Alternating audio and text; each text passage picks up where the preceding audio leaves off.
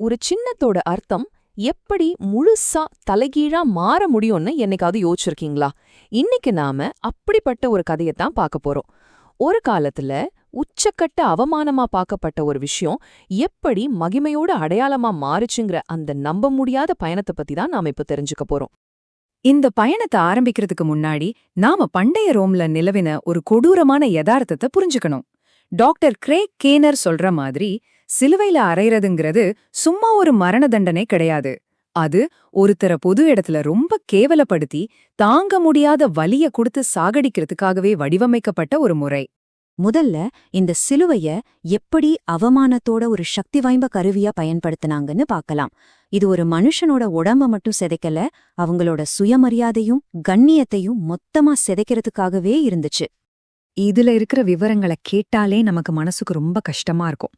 பாதிக்கப்பட்டவங்களை எல்லார் முன்னாடியும் நிர்வாணமாக்குவாங்க. அவங்க உடம்புல இருக்கிற காயங்கள்ல உட்கார ஈயையும் பூச்சிகளையும் விரட்டக்கூட முடியாத ஒரு நிலைமை. அப்பாப்பா, ரொம்ப மெதுவா, சில சமயம் 3 நாள் வரைக்கும் கூட வலியில துடிச்சுட்டு அவங்க உயிர் போகும். இது சாகிறத விட கொடுமையான ஒரு அனுபவம். உடம்புக்கு கொடுத்த வலி ஒரு பக்கம்னா, மனச நோகடிச்சது இன்னொரு பக்கம்.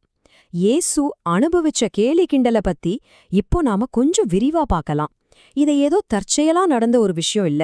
இது திட்டமிட்டு தொடர்ச்சியா செய்யப்பட்ட ஒரு சித்திரவதை.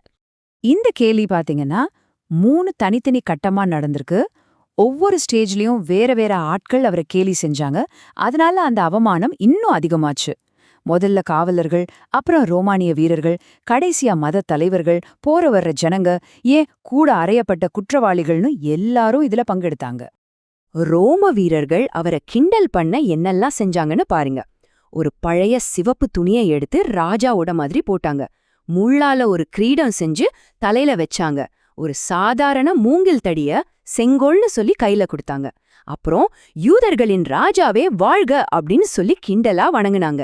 ஆனா அவங்களுக்கு ஒரு விஷயம் தெரியாது, அவங்க நிஜமாவே ஒரு ராஜாவுக்கு தான் முடிசூட்டிட்டு இருக்கோன்னு. இதுதான் இந்த கதையில இருக்கிற மிகப்பெரிய ஒரு முரண். சரி, இவ்வளவு நேரம் நடந்ததெல்லாம் அவமானம், வலி, கேலி. ஆனா இப்போதான் கதையோட முக்கியமான திருப்புமுனையே வருது. வரலாற்றுல நடந்த ஒரு சம்பவத்திலிருந்து அதோட இறையியல் விளக்கத்துக்குள்ள நாம போக போறோம். இங்க இருந்துதான் எல்லாத்தோட அர்த்தமும் மாறப்போகுது. இந்த ஒரு கேள்விதான் எல்லாத்தையும் மாத்தப் போகுது. ஒருவேளை இந்த எல்லா அவமானத்துக்கும் பின்னாடி ஒரு பெரிய நோக்கம் இருந்திருந்தா என்ன பண்றது? இது வெறும் தோல்வி இல்ல, இதுதான் திட்டமே அப்படின்னா, இது நாம இதுவரைக்கும் பார்த்த எல்லா விஷயத்தையும் ஒரு புது கோணத்துல பார்க்க வைக்குது.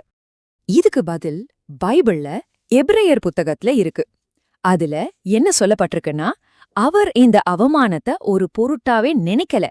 ஏன்னா அதுக்கப்புறம் கிடைக்க போற மகிமைக்காக அதையெல்லாம் சகிச்சுக்கிட்டாருன்னு சொல்லுது. இதுல இருந்து என்ன தெரியுதுன்னா, இந்த துன்பம் ஒரு தோல்வியே கிடையாது, இது ஒரு நோக்கத்தோட செய்யப்பட்ட ஒரு செயல். அப்போ வாங்க, இப்ப நாம அதே சின்னங்களை ஆனா ஒரு புது கண்ணோட்டத்துல பார்க்கலாம். அவமானமா பார்க்கப்பட்ட விஷயங்கள்லாம் எப்படி மகிமையா மாறுதுன்னு கவனமா பாருங்க. உதாரணத்துக்கு அந்த முள் கிரீடத்தை எடுத்துக்கலாம். வீரர்களுக்கு அது வெறும் கிண்டல் பண்ற ஒரு பொருள். ஆனா இறையியல் ரீதியா பார்த்தா அதுக்கு ஒரு ஆழமான அர்த்தம் இருக்கு. ஆதியாகமத்துல மனுஷன் செஞ்ச தப்புனால பூமிக்கு வந்த சாபந்தான் முள்ளும் குறுக்கும். அந்த சாபத்தையே இயேசு தன் தலையில ஏத்திக்கிட்ட மாதிரி இதுக்கு அர்த்தம் சொல்றாங்க. ஆக அவமானமா இருந்த ஒண்ணு மீட்போட அடையாளமா மாறுது. எல்லாத்த விட மிகப்பெரிய மாற்றம் எதுல நடந்ததுன்னா, அந்த சிலுவையில தான். ஒரு காலத்துல அது கொடூரமான மரணத்தோட சின்னம். ஆனா இன்னைக்கு அது மகிமையின் சிம்மாசனமாகவும் புதிய ஜீவ விருட்சமாகவும் பார்க்கப்படுது. ஏதேன் தோட்டத்துல ஒரு மரத்தினால மனுஷனுக்கு வீழ்ச்சி வந்தது. இப்போ இந்த சிலுவைங்கிற மரத்தினால அவனுக்கு மீட்பு கிடைச்சதுன்னு சொல்லப்படுது. இந்த அவமானத்திலிருந்து மகிமைக்கு போற பயணம்ங்கிறது கிறிஸ்தவ நம்பிக்கையோட ஒரு முக்கியமான அங்கம். இந்த மாதிரியான தவக்கால வழிகாட்டி புத்தகங்கள்லயும் கலை படைப்புகள்லயும் இந்த கருத்தை மையமா வச்சுதான் நிறைய விஷயங்கள் சொல்லப்பட்டிருக்கும். கடைசியா சரித்திரத்திலையும் கலாச்சாரத்திலையும் இந்த சின்னங்களோட மதிப்பு எப்படி தலைகீழா மாறுச்சுன்னு பார்க்கலாம். அவமதிப்பா இருந்த ஒண்ணு எப்படி பக்திக்குரிய பொருளாச்சு? இந்த டைம்லைனை பாருங்க, மாற்றம் எவ்வளவு பெருசுன்னு புரியும். முதல் நூற்றாண்டுல சிலுவைங்கிறது ரோமானிய அரசோட பயங்கரவாதத்துக்கும் அவமானத்துக்கும் அடையாளம். ஆனா 4ஆம் நூற்றாண்டுல கான்ஸ்டன்டைன் மன்னரோட தாயான புனித ஹெலனா அதை கண்டுபிடிச்சதுக்கப்புறம் அது ஒரு புனித பொருளா மதிக்கப்பட்டுச்சு. ஆனா இன்னைக்கு அது கோடிக்கணக்கான மக்களோட நம்பிக்கையோட முக்கிய சின்னமா ரொம்ப மரியாதையோட பார்க்கப்படுது. அப்போ இதிலிருந்து நம்ம எடுத்துக்க வேண்டிய முக்கியமான விஷயம் இதுதான். நாம ஒரு விஷயத்த பாக்குற விதம்தான் அதோட அர்த்தத்தையே தீர்மானிக்குது. நினைச்சு பாருங்க, நம்ம கண்ணோட்டத்துல வர்ற ஒரு சின்ன மாற்றம் எப்படி ஒரு மிகப்பெரிய துன்பத்தோட சின்னத்தையே நம்பிக்கையோட ஒரு பெரிய ஆதாரமா மாத்த முடியும். இது நம்ம வாழ்க்கைக்கும் பொருந்தும் இல்லையா?